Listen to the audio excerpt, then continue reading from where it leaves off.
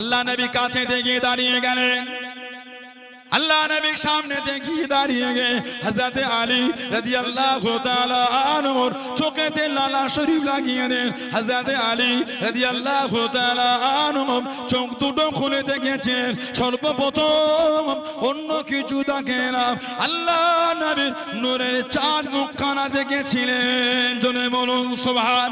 আর একটু জোরে বলুন সুবহান। ও যুবক, আল্লাহ নবী আর একবার লালা শরীফ দিয়েছেন।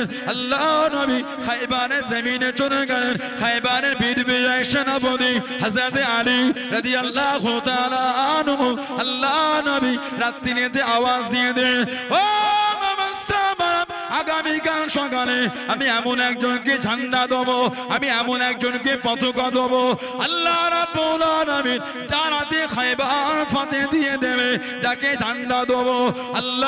আল্লাহ রাসূল যাকে ভালোবাসে, সাহাবারা দোয়া চাইতে লাগলেন। সারা রাত ধরে কেঁদে কেঁদে দোয়া করে দেন। আল্লাহ নবী সাল্লাল্লাহু আলাইহি ওয়াসাল্লাম ফজরে পরে দাঁড়িয়ে বলে দেন, ও আবু তালেবের ছেলে আলী কই? হুজুর অসুস্থ হয়ে গিয়েছে, হিমার মধ্যে শুয়ে আছে, তাঁবুর মধ্যে শুয়ে আছে।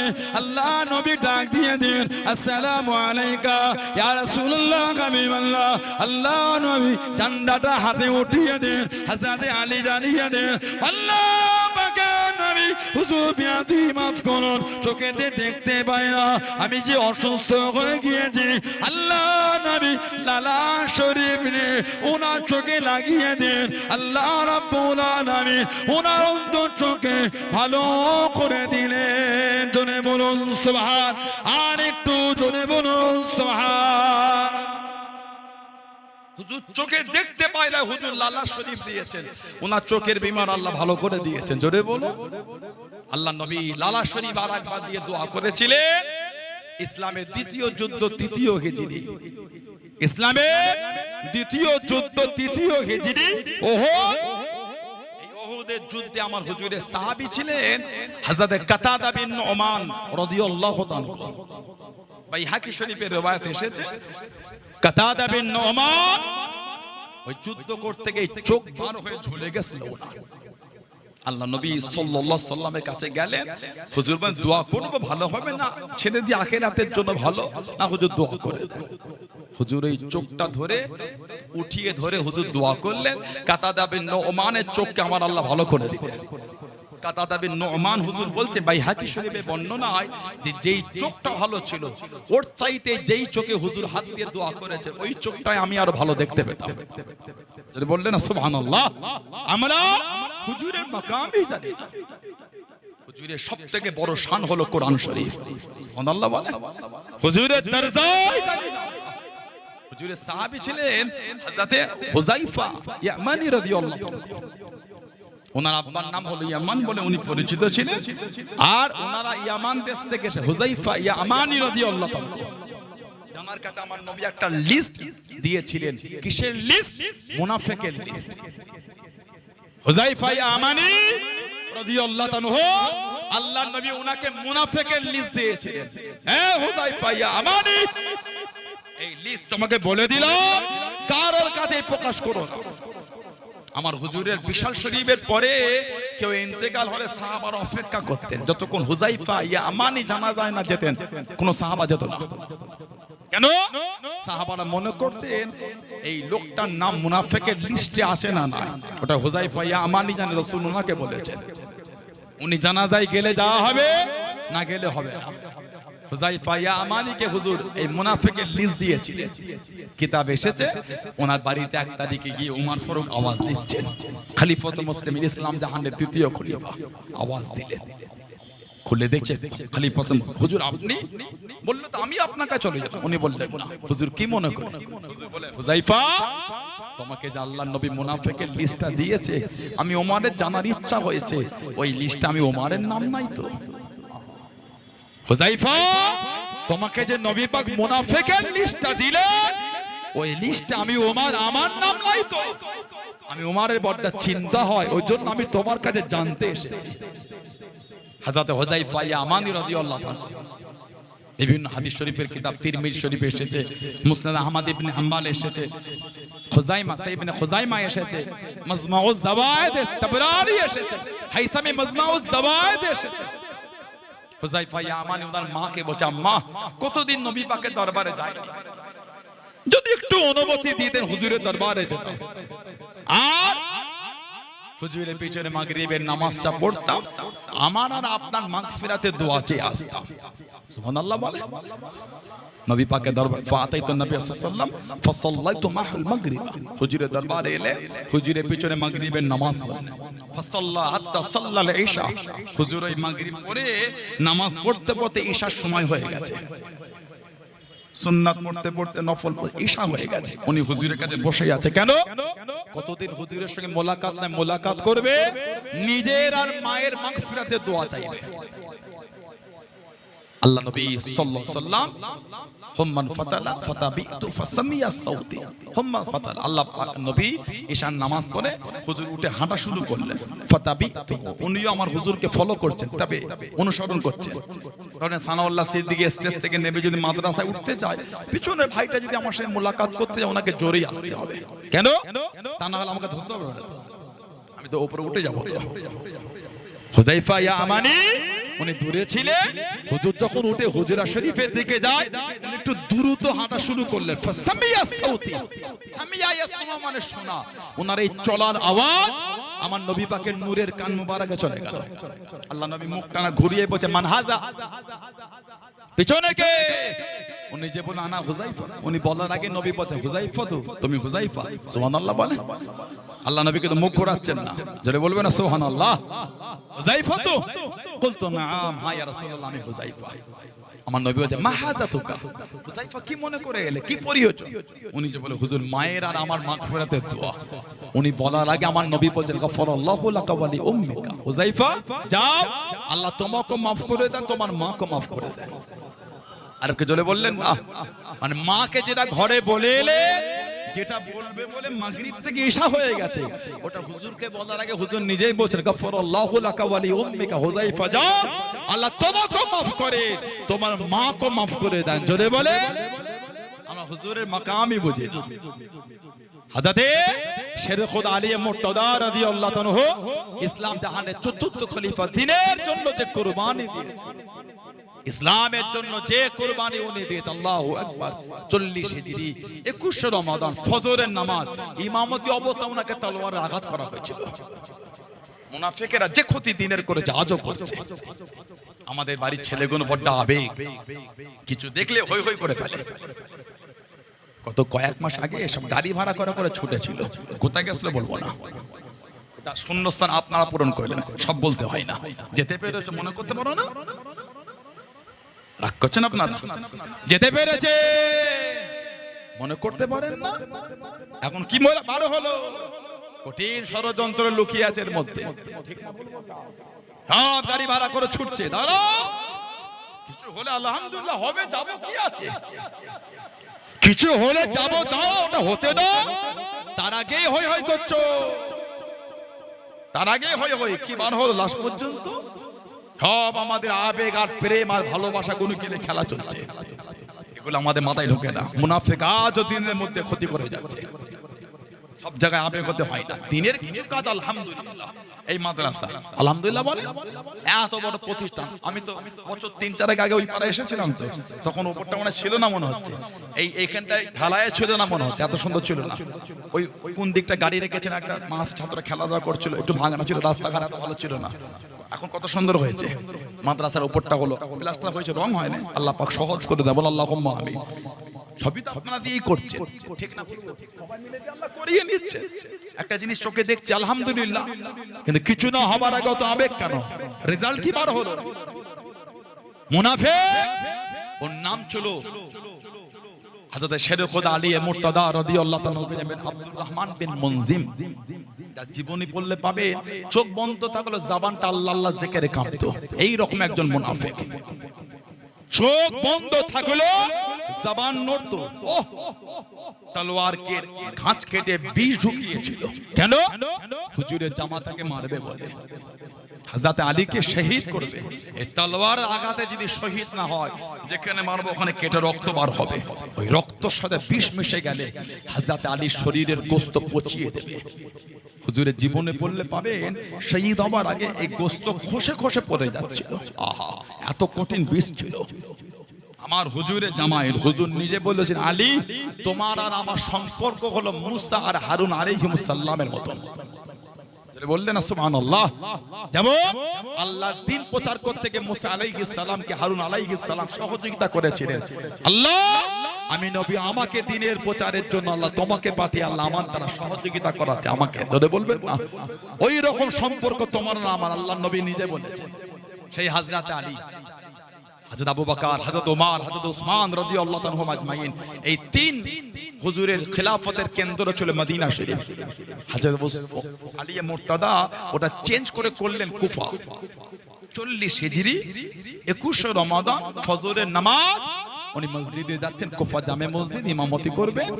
এই নাদানটা চাদর জড়িয়ে মসজিদের বাইরে শুয়েছিল। হুজুর ডেকে দিয়ে চলে গেলেন, সুন্নাত পড়ে ইমামের জায়গায় দাঁড়ালেন, কিতাব এসেছে সব যখন কাতার দিয়ে নামাজে মগ্ন, এই পিছন দিক দিয়ে চাদর সরিয়ে তলোয়ার বার করে হুজুরের পিছন দিক দিয়ে আঘাত করে দিল। হযরত শেরে খোদা মেহরাবে পড়ে গেলেন, শরীরটা রক্তাক্ত হয়ে গেল, দাড়িটা ভিজে রক্তে লাল হয়ে গেছে, হুজুরের দাঁড়িয়েও রক্তে ভিজে গেছে। হুজুর বলে ফেললেন, ফুস্তু রাব্বিল কাবা, আল্লাহর কসম আমি আলী জয়ী হয়ে গেলাম। জোরে বলে। হযরত আলী একবার বিমানে পড়ে গেলেন।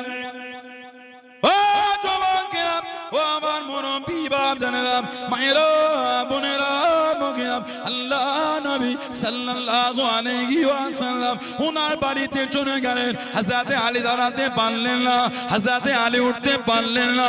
আল্লাহ নবীকে জানিয়ে দেন, আল্লাহ পাকের নবী হুজুর বিয়াদি মাফ করুন, গুস্তাখিটা ক্ষমা করুন, আমি আলী যে কমজোর হয়ে গেলাম হুজুর, আমার বড়টা ভয় হয়, আমার মনে হয় সময় হয়ে গিয়েছে, আল্লাহ পাকের ডাক এসে গিয়েছে, আমি আর বেশি দিন বাঁচবো না, আমি আর বেশি দিন থাকবো না, হুজুর আপনি আমার জন্য দোয়া করেন। আল্লাহ নবী জানিয়ে দেন, আল্লাহ নবী শুনিয়ে দেন, ও বাবা জামাত আলী, তখনই তুমি শহীদ হয়ে যাবে বাবা, তখন তোমার শরীরে রক্তে দাড়ি ভিজে লাল হয়ে যাবে, তখন তুমি শহীদ হয়ে যাবে। হযরত আলী জানিয়ে দেন, ও আল্লাহ রাসূল সাল্লাল্লাহু, আমি আলী রাদিয়াল্লাহু তাআলা আনহু, আমার শরীরে রক্তে দাড়িটা ভিজে লাল হয়ে গিয়েছে, আমি আলী আর বেশি দিন বাঁচবো না। আল্লাহ নবী আমাকে ভবিষ্যৎবাণী করে বলেছেন, ও বাবা জামাত আলী, শরীরে রক্তে যখন দাড়ি ভিজে যাবে তখন তুমি শহীদ হয়ে যাবে। ফুস্তু রাব্বিল কাবা, আল্লাহর কসম আমি আলী জয়ী হয়ে গেলাম। জনে বলুন সুবহান, আর একটু জনে বলুন সুবহান। 24 রমাদান 40 হিজরি হুজুর শহীদ হয়েছেন। ইন্না লিল্লাহি ওয়া ইন্না ইলাইহি রাজিউন। আল্লাহর দ্বীনের জন্য, আল্লাহর ইসলামের জন্য। 8 হিজরি 10,000 সাহাবা 20 রমাদান কাবা শরীফের সামনে ইসলামের ফতে মক্কার ঝান্ডা উঠে গেল। সুবহানাল্লাহ বললেন না? আর কি জোরে বলা গেল না? রোজা রেখে সাহাবারা কাবা শরীফের সামনে ঝান্ডা তুলেছেন, ফতে মক্কা রোজা রেখে হয়েছে 20 রমাদান। আমরা তো রোজা রেখে কাবু হয়ে যাই, তারাবি এই 1.5 ঘন্টার নামাজ হলো না, একটু হ্যাঁ হো দা 1.5 ঘন্টা দাঁড়িয়ে, কষ্টের ব্যাপার। 3 ঘন্টা দাঁড়িয়ে খেলা দেখতে পেরেছো, 1.5 ঘন্টা নামাজ পড়তে পারো না? ফুটবল খেলা 3 ঘন্টা দাঁড়িয়ে দেখেছো, বসার কোনো গল্প নাই। 1.5 ঘন্টা তারাবির নামাজে 8 ঘন্টা বসে কাটিয়ে দিই আমরা। তাশাহুদ পড়েছি, দরুদ শরীফ পড়েছি, দোয়া মাসুর পড়েছি, সালাম ফিরিয়েছি, সুবহানাল্লাহি ওয়াল মালাকুতি, সুবহানাল্লাহিল ইজ্জাতি ওয়াল আজমাতি ওয়াল হাইবাতি ওয়াল কুদরাতি ওয়াল কিবরিয়াল জাবারুত পড়েছি, মুনাজাত করেছি। হিসাব করে দেখবেন 30 মিনিট বসে কেটে গেছে। কি বলেন, ঠিক বলছো না ভুল বলছো? আধা ঘন্টা বসে কেটে গেল। তারপরেও আমাদের বাড়ির ছেলেগুলো আবার কিছু কিছু ছেলে গেলেন ইমামকে, আবার ইমাম সাহেব একটু স্পিরিটটা বাড়াও, এখনো যদি 2G 3G তে পড়ে থাকে নামাজ হবে কি করে? একটু 5G নেটওয়ার্ক চলে, 5G নামাজ পড়ো। নাউজুবিল্লাহ বলে, লা হাওলা ওয়ালা কুওয়াতা ইল্লা বিল্লাহ। ওহ, কিছু কিছু ইমামও আছে, শুরু করে দিল আলহামদুলিল্লাহ কি বলে লা হাওলা ওয়ালা কুওয়াতা ইল্লা বিল্লাহ। নামাজ হবে না? উলামা হাজরাতরা আছে, ভুল বললে বলেন, আমি ভুল বলেছি, আমি মাপ চাই নিচ্ছি। যদি কোনো উলামা হাজরাত বলেন যে হুজুর আপনি ভুল বললেন, আমি সবার সামনে আমি উঠে দাঁড়িয়ে মাপ চাই দেবো, কোনো অসুবিধা নাই। এখন আলেম ওলামা ইমামদের উপর জুলুম করা হয় বলে কমিটি এখনো জুলুম করে। কিছু কিছু কমিটি যে ইমাম সাহেব জোরে নামাজ পড়ো, নামাজ জোরে হয় না। ইবাদতটা মজাকের জিনিস না, ইবাদত মজাক না। আল্লাহ পাক কোরআন শরীফ বলেছে ওয়ারাতিল কুরআন তারতিলা।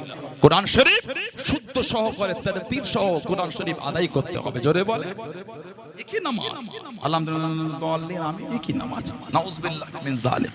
আল্লাহ আমাদের বাড়ির যুবকগুলোকে আল্লাহ বোঝার তৌফিক বলো আমিন। আমাদের মুরব্বি বাপগুলোর কোমর খুঁজে হয়ে গেল, বসে না দাঁড়িয়ে নামাজ পড়ছে। যুবক ছেলে নামাজ পড়তে পারো না? আল্লাহ রাসূল বলে দা সালাতু ইমাদুদ্দিন, নামাজ হলো দ্বীনের খুঁটি। জোরে বলো না সুবহানাল্লাহ। আজকে এত সুন্দর কুরবানি নাম্বার পরে যে মাদ্রাসা এত সুন্দর প্যান্ডেল করেছে, দেখে সব খুঁটি দেওয়া আছে, দেখে লোহার সব খাঁচা করে তার উপর প্যান্ডেলটা সাজিয়েছে, কি সুন্দর। ঠিক না ভুল বলছি? এইগুলি না দিলে উপরে ছাউনি থাকতো না। এই খুঁটিগুলি না দিলে ছাউনি কি? হুজুর বলে সালাতু ইমাদুদ্দিন, নামাজ হলো দ্বীনের খুঁটি। তার মানে যার নামাজ নাই সে দ্বীনে মজবুত না, যার নামাজ নাই তার দ্বীনের খুঁটি নাই। দ্বীনের খুঁটি নাই মানে দ্বীনে মজবুত না। আল্লাহ পাক কোরআন শরীফে বলেছেন ইন্নাস সালাতা কানাত আলাল মুমিনিনা কিতাবাম মাওকুতা, নিশ্চয়ই নামাজ মুমিনদের জন্য আল্লাহ নির্দিষ্ট সময় ফরজ করেছেন। জোরে বলো আল্লাহ আমাদের প্রত্যেককে, আল্লাহ আমাদের মা বোনদের দ্বারা 5 ওয়াক্ত নামাজ আল্লাহ কায়েম করে দিন, বলুন আমিন। জোরে হলো না আল্লাহুম্মা আমিন। অষ্টম হিজরি 10,000 সাহাবা 20 রমাদান কাবা শরীফের সামনে হুজুর ঝান্ডা তুললেন, রোজা রেখে সাহাবারা ঝান্ডা তুলেছেন। সুবহানাল্লাহ বললেন না? হুজুর কাবা শরীফের সামনে দাঁড়িয়ে ডাকলেন, এই উসমান ইবনে তালহা, উসমান ইবনে তালহা দাও কাবা শরীফের চাবিটা আমাকে দাও। জোরে বলো কে উসমান ইবনে তালহা? আল্লাহ নবী হিজরাতের আগে দাঁড়িয়ে গেলেন। ও যুবক, আল্লাহ নবী ডাক দিয়ে দেন, ও বাবা উসমান ইবনে তালহা, আমি নবী সাল্লাল্লাহু আলাইহি ওয়াসাল্লাম মনটা আমার কাঁদে, আল্লাহর কাবা শরীফের ভিতরে যাব, আল্লাহর কাবা শরীফের ভিতরে ঢুকবো, কাবা শরীফের চাবিটা আমাকে দিয়ে দাও। সেদিন উসমান ইবনে তালহা জানিয়ে দিয়েছিল, ও হযরত মুহাম্মদ সাল্লাল্লাহু আলাইহি ওয়াসাল্লাম দুনিয়া সবাইকে চাবি দিল, আপনাকে কাবা শরীফের চাবি আমি দেবো না, আপনাকে কাবা শরীফে ঢুকতে আমি দেবো না। আল্লাহ নবী মনে দুঃখ নিয়ে জানিয়ে রে, ও বাবা উসমান ইবনে তালহা, আমি নবী আজকে আমাকে ফিরিয়ে দিলে এমন একটা দিন আসবে, এমন একটা সময় আসবে, আল্লাহ রাব্বুল আলামিন কাবা শরীফের চাবিখানা আমি নবী আমার হাতে উঠিয়ে দেবে, কেউ বাধা দিবার থাকবে না, কেউ আটকাবার থাকবে না, যাকে খুশি চাবি দেবো, কেউ বাধা দিবার থাকবে না। আল্লাহ নবী সাল্লাল্লাহু আলাইহি ওয়াসাল্লাম অষ্টম হিজরিতে চাবি নিয়ে কাবা শরীফের ভিতরে চলে গেলেন, নোংরা গরুকে বাইরে বার করে দে।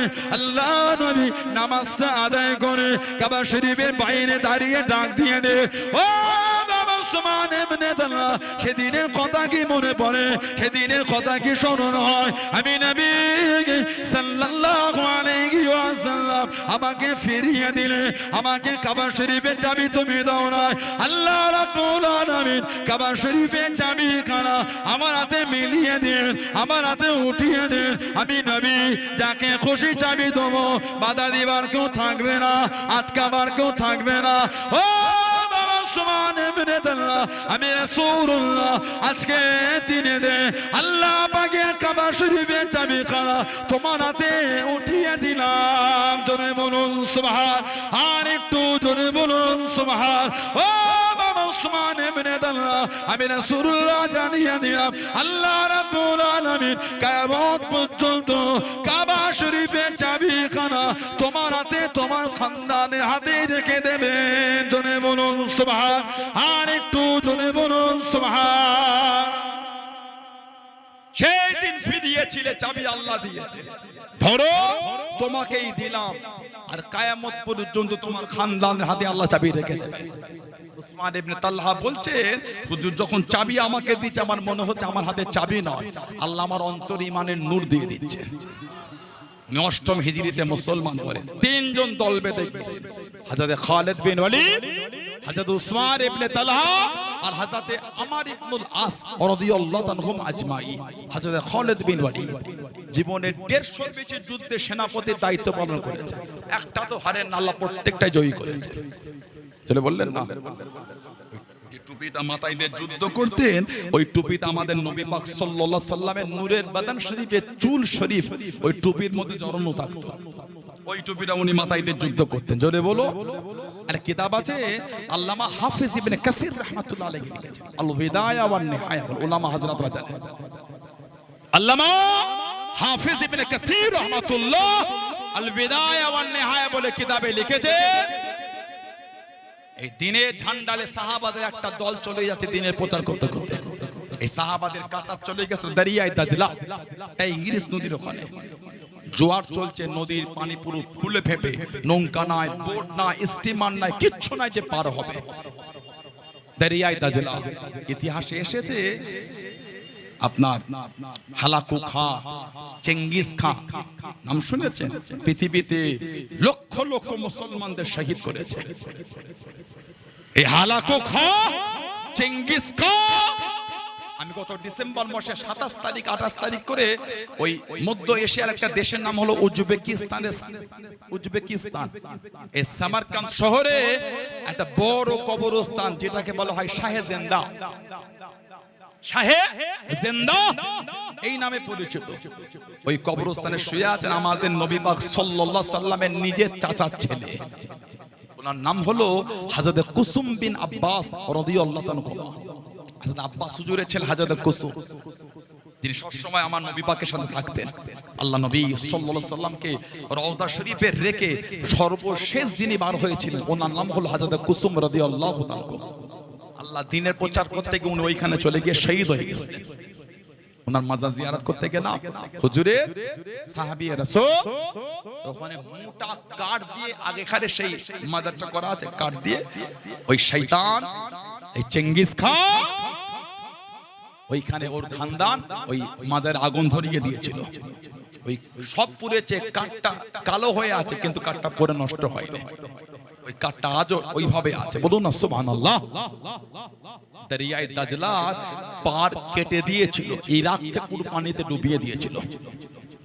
ওদের অত্যাচারে মুসলমানরা মাটি খুঁড়ে মাটির তলায় ঢুকে গেছিল, লুকিয়েছিল, আন্ডারগ্রাউন্ড করেছিল তলায়। এই মুসলমানদের এই অবস্থাটা শুনে এই কাফের দরিয়ায় দাজলার পার কেটে দিয়ে গোটা ইরাককে পানিতে ডুবিয়ে 4.5 লক্ষর বেশি মুসলমানকে শহীদ করে দিয়েছিল।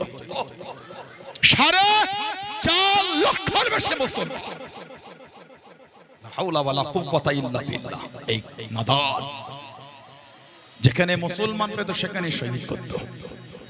ওই দরিয়ায় দাজলা সাহাবাদের এই দল, সাহাবাদের মধ্যে ইতস্তত ভাব হচ্ছে পার হব কি করে আমরা। হযরত সাদ ইবনে আবি ওয়াক্কাস আর হযরত খালিদ বিন ওয়ালিদ রাদিয়াল্লাহু তাআলা দুজন দাঁড়িয়ে করা ভাষণ দিলেন, হ্যাঁ রাসূলুল্লাহ সাহাবারা ভয় খাবার কিছু কারণ নাই, আমরা দুনিয়ার স্বার্থে বার হইনি, আল্লাহর দ্বীনের জন্য বার হয়েছে। যদি বলা গেল না সুবহানাল্লাহ, ভয় খেও না, পিছনে যাবার কোনো গল্প হবে না, যা হবে সামনে হবে। আল বিদায়া ওয়ান নিহায়াতে এসেছে সাহাবা দুজন বললেন বিসমিল্লাহি তাওয়াক্কালতু আলাল্লাহ, এই ঘোরালে যেদার ঘোরালে পানিতে নেমে পড়ো। সাহাবারা বলছে আমার যেদার ঘোরালে ওই টাইগ্রিস নদীতে নেমে পড়েছে। সাহাবারা বলছেন আমাদের পা ভিজা দূরের কথা, ঘোড়ার পা ভিজা দূরের কথা, ঘোড়ার পায়ের নিচের খরমের নিচেটাও ভেজে নেই। আজলে বলা গেল না, সাহাবা হুজুররা বলে ঘোড়ার পায়ের নিচে যে খরম ওটাও সেই দিনে টাইগ্রিস নদীর পানিতে ভিজছে না। মানে আল্লাহ আমার হুজুরের সাহাবাদের জন্য সেদিন টাইগ্রিস নদীর পানিটাকে আল্লাহ জমিন বানিয়ে দিয়েছিলেন। জোরে বলে, একদিক থেকে আরেক দিকে পার হয়ে যাচ্ছেন। জোরে বলুন না সুবহানাল্লাহ। আমার ভাইয়েরা, বাপজানেরা, ছেলেরা, যুবকেরা, 2 নম্বর হযরত উসমান ইবনে তালহা আমার হুজুরের সাহাবী ছিলেন। হাজরাতে আল্লাহ নবী সাল্লাল্লাহু আলাইহি সাল্লামের মতন জানাকে আল্লাহ দেখতে করেছিলেন। মুসআব বিন উমাইর রাদিয়াল্লাহু তাআলা হুজুরের যতজন সাহাবা ছিলেন তাদের মধ্যে উনি একা জানাকে আল্লাহ পুরো আমার নবীর মতন দেখতে করেছেন। জোরে বলে মুসআব বিন উমাইর। অনেক জমিদারের ছেলে উনি, যেই জামাটা মক্কা শরীফে একবার পরেছে দ্বিতীয়বার আর গায়ে দেয়নি। এত ধনী লোকের ছেলে, যে রাস্তাতে হেঁটে যেতে লোক না দেখে বলতো মুসআব বিন উমাইর গিয়েছেন। কেন? এত দামি খুশবু মাখত, তত দামি খুশবু মক্কা শরীফে কেউ মাখতো না। হুজুরের কাছে মুসলমান হয়ে বললেন, হুজুর আমি মুসলমান, কাউকে বলবেন না, আগে লুকিয়ে লুকিয়ে দিনের নিয়মগুলো শিখে নি। উনি লুকিয়ে নামাজ পড়তে। এই উসমান ইবনে তালহা মুসলমান হবার আগে ওনার মুসলমান হওয়াটা মক্কা শরীফে বলে দিয়েছিল, ওনার জামা কাপড় সব খুলে নিয়েছিল। আর একজন আমার ইবনুল আস জানাকে 14 হিজরি ওমরে ফারুক মিশরের গভর্নরের দায়িত্ব দিয়েছিলেন। জোরে বলে সেই সাহাবাদের জীবনী পড়ে, সেই সাহাবাদের দেখানো পথে চলে, তবেই তো মানা আর মহাব্বত। দাবি করব মুসলমান, শরীয়তের বিধান মানব না, ওটা তো মুসলমান না। ঠিক না ভুল বলছি? দাবি করব মুসলমান, শরীয়তের বিধানে চলবো না। আল্লাহ পাক আমাদের ভাইগুলোকে আল্লাহ ভালো করেন, আল্লাহ এদের মন আল্লাহ নোংরা থেকে ফিরিয়ে দেন। বলেন আমিন, জোরে বলেন আমিন। আল্লাহ আমাদের সকলকে আল্লাহ দ্বীনের পথে চলার তৌফিক দান করে। বলুন আল্লাহুম্মা আমিন। একটু দরুদ শরীফ আল্লাহুম্মা।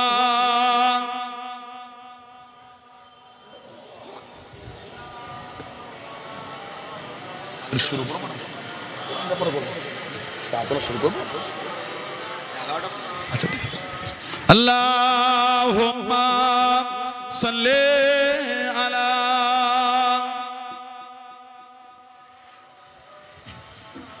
আর ফিডব্যাকের আওয়াজটা তোলেন তো একটুখানি, এই মাইক ম্যান, এটা ফিডব্যাকের আওয়াজটা তোলো তো। তো কো যা মানো কো যা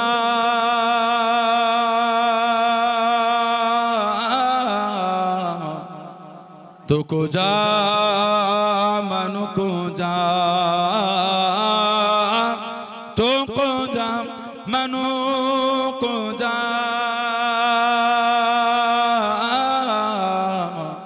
तो को जा मनु को जा।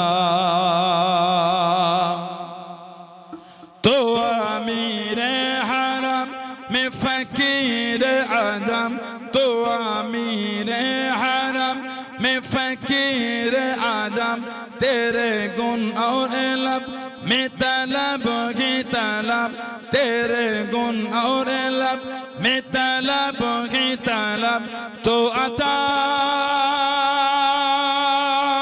ही अता, तो अता ही अता, तो को जा मनो को जा, तो को जा मनु को जा, तो को जा मनु को जा,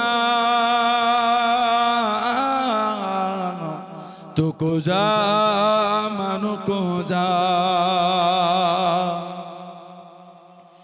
इल्हाम है जावा तेरा, इल्हाम है जामा तेरा, कुरआ इमामा है तेरा, कुरआ इमामा है तेरा, मेराज तेरा अर्श पर, मेराज तेरा अर्श पर, या रहमतल लिल आलमीन, तो को जा मनो को जा, तो को जा मनु को जा, तो को जा मनु को जा, तो को जा मनु को जा। खैरुल बशर रुतबा तेरा, বলুন না সুবহানাল্লাহ। আরে ভালোবাসা বলা গেল না। খৈরুল বাশার রুতবা তেরা, আওয়াজে গান খুতবা তেরা, আওয়াজে গান খুতবা তেরা,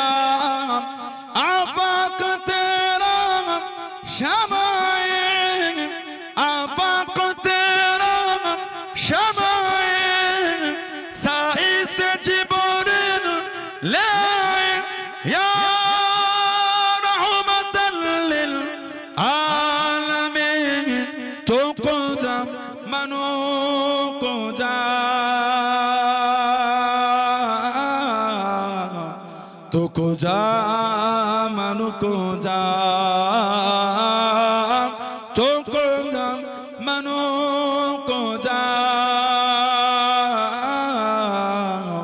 तो को जा मनो को जा अल्लाहुम्मा सल्ले अला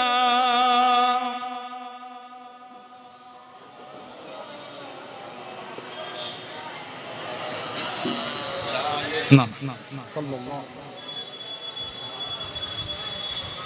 আমার ভাইয়েরা বাপজানেরা ছেলেরা যুবকেরা মুরব্বীরা মায়েরা বোনেরা মেয়েরা মহিলারা ভালো হন শরীয়তের মধ্যে আসেন মনটাকে ভালো করেন মরণ আমার আপনার একদিন হবেই হবে 16 আনার কবরস্থানে গিয়ে আপনার কবরস্থানে গিয়ে দেখবে সব কাতার দিয়ে ঘুমাচ্ছেন আজকের পর থেকে প্রথম যার কবরটা হবে ওটা আপনারও হতে পারে আমারও হতে পারে ঠিক বললাম না ভুল বললাম মরণের কোনো বয়স না মসজিদে গিয়ে দেখবেন বাইরেটা একটা খাটিয়া ঝুলছে আপনাদের পূর্ব নীলাম্বরপুর নাই বা বিভিন্ন গ্রামে যারা এসে আপনাদের গ্রামে নাই কি বলে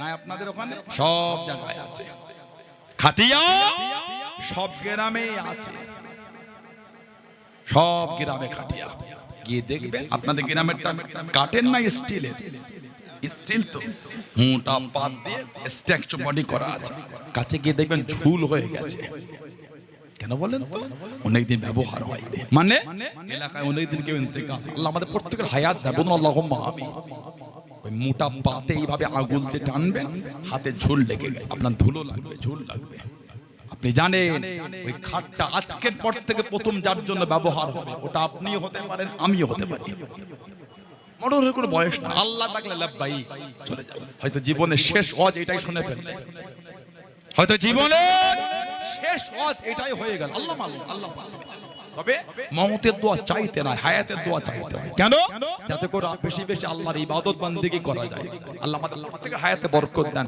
বেশি বেশি আল্লাহ আপনার ইবাদতে তৌফিক দেন বলুন না আমিন জোরে বলেন আল্লাহুম্মা আল্লাহর দরবারে কি মুখ দেখাবো কোনদিন ভেবেছি আমি আপনি কোনদিন ভেবেছেন মদের আড্ডা তাসের আড্ডা জুয়ার আড্ডা সাট্টার আড্ডা লটারির আড্ডা সুদের আড্ডা জীবনটা কিভাবে সাজিয়েছেন দেখেছেন আপনি লজ্জাও লাগে না আমাদের প্রত্যেকের বাড়িতে বেশিরভাগ বাড়িতে একটা করে বিড়াল থাকে দেখবেন আল্লাহ নবী বিড়ালকে ভালোবাসতেন হুজুর বিড়াল পছন্দ করতেন বিড়াল বাড়ির যদি 5টা 6টা মেম্বার হয় দুটো মেম্বার খেতে বসে বিড়াল ঠিক সামনে কাছে এসে পাটা মুড়ে বসে থাকে সবার কাছে যাবে না কেন বলেন তো ওই মেম্বারটা খেতে খেতে একটু ভাত দেয় একটু গোশ ছিঁড়ে দেয় হাড় দেয় মাছের কাঁটাটা অবশ্যই একটু ফেলে দিওয়াটা দেয় বেলালটা তো প্রিয় হয়ে যায় ওই বাড়ির মেম্বারদের কাছে গায়ের কাছে এসে গাটা ঘষে ঠিক না বলবো সামান্য ফেলে দেওয়া কাঁটা খাইয়েছে বলে এত প্রীতি সমাজের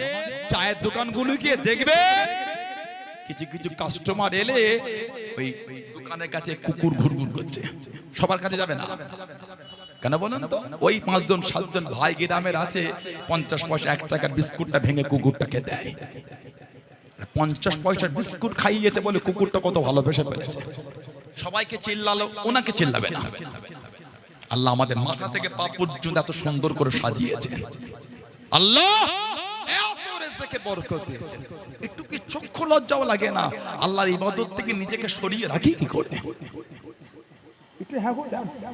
50 পয়সার বিস্কুট খাইয়েছে বলে সবাইকে চিল্লালো কুকুর ওই লোকটাকে চিল্লায় না কেন ওহ লোকটা আমাকে খাওয়ায় বিরাম কারো কাছে না গেল ওই দুজনের কাছে যাবে কেন ফেলে দেওয়া জিনিস খাওয়ালে যদি এত ভালোবাসা ফেলে দেওয়া জিনিস খাওয়ালে বিড়াল যদি এত ভালোবেসে ফেলে আল্লাহ মাথা থেকে পা পর্যন্ত আমাদের এত সুন্দর করে সাজিয়েছে আলহামদুলিল্লাহ সমাজে কত লোককে দেখবেন একটা হাত নাই কতজনের দুটোই নাই আহা ঠিক বলছি না ভুল বলছি?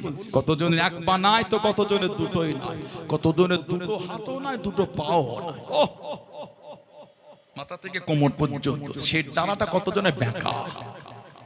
চোখে পড়েছে কোনোদিন? কার এক চোখ নাই তো কার দুটো চোখে নাই। আল্লাহ, আজকে রাস্তায় আস্তে আস্তে একটা দোকানদার একজন দেখলাম এই নাকটা চাপটা ঢোকা মুখটা সে দেখি আমার কাছে শিউরে উঠলো। আর মনে মনে মনে আল্লাহ তুমি কত সুন্দর করে আমাদের সৃষ্টি করেছো। এক একজনের মাথা আমি নিজের চোখে দেখেছি, এই মাথাটা এত বড়। আপনারা কেউ দেখেছে? আমি দেখেছি এই মাথাটা এত বড়, মুখটা ওই মুখটা এত বড় আমি নিজের চোখে দেখেছি। আমার গাটা পুরো কাঁটা দিয়ে দিয়েছে। ভাবেন তো আল্লাহ যদি আপনাকে কেমন করতে, আল্লাহ যদি আমাকে কেমন করতে, এটা হ্যাঁ দেন। আপনি যদি কানা হতেন, খোড়া হতেন, ল্যাংড়া হতেন, লুলা হতেন, বোবা হতেন, আমি যদি ওই রকম হতো, আল্লাহ করে না কিন্তু। আলহামদুলিল্লাহ রাব্বিল আলামিন, আল্লাহ রাব্বুল ইজ্জাত আলামিন কত সুন্দর করে আমাদের সাজিয়েছেন। সুবহানাল্লাহ বলেন, আলহামদুলিল্লাহ বললেন না? তারপরও কিন্তু মনটা হচ্ছে না মসজিদে গিয়ে নামাজ পড়ি। বললাম ঠিক বললাম? একটু আমাদের লজ্জাও লাগে না? এত আমরা বিহায়া নিলজ্জা হয়ে গেলাম, এত অভদ্র, এত রিজিক আল্লাহ বরকত দিয়েছেন, দুতলা বাড়ি করেছেন, এসি লাগিয়েছেন, মোটরসাইকেল কিনেছেন, চার চাকা কিনেছেন, জমি জায়গা বাড়ি গাড়ি সব হয়েছে, আল্লাহর ইবাদত হচ্ছে না। ইবাদত জুমা একদিন যায়, ফোনটা পকেটে নিয়ে সাইলেন্ট করে পকেটে রাখে, ফোনটা এলে কি হয় বলেন তো? ভাইব্রেশন হচ্ছে, গো গো করছে, ফোনটা চলে গেল। কে ফোনটা করলো? কথা বলে না। কিন্তু ফোন যখন গেম খেলছেন, সিনেমা দেখছেন, গান শুনছেন, আজান হলে কিন্তু মনটা মসজিদে আছে, আজান হচ্ছে মসজিদে যায়, এটা হচ্ছে না কিন্তু। নামাজ পড়তে গেল ফোন এলে ফোনে মন চলে গেল, আর গেম খেলতে গিয়ে না আজান হলে মন কিন্তু মসজিদে যাচ্ছে না। ইবাদতটার মধ্যে খুঁত রয়ে গেল, গুনার মনটা কিন্তু সলিড হয়ে গেল। আল্লাহ আমাদের বাড়ি ভাইগুলোকে আল্লাহ এগুলো বোঝার তৌফিক দান। আল্লাহ আমাদের বাড়ি বোনগুলোকে, আল্লাহ আমাদের সকলকে আল্লাহ শরিয়াতে কায়েমে রাখেন। বলুন আমিন। যদি বলেন আল্লাহুম্মা আমিন।